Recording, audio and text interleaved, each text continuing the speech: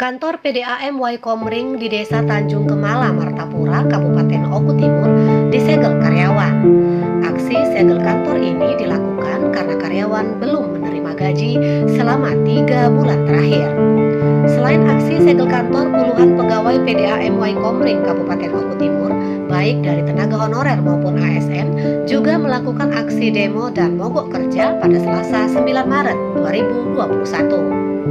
Salah satu karyawan PDAM yang namanya enggan disebut mengatakan pihaknya melakukan demo dan mogok kerja lantaran sejak Januari hingga Maret tahun ini belum menerima gaji. Sementara itu, Direktur PDAM Komring Sori Muda mengatakan gaji karyawan bukannya tidak dibayar, namun hanya tertunda saja.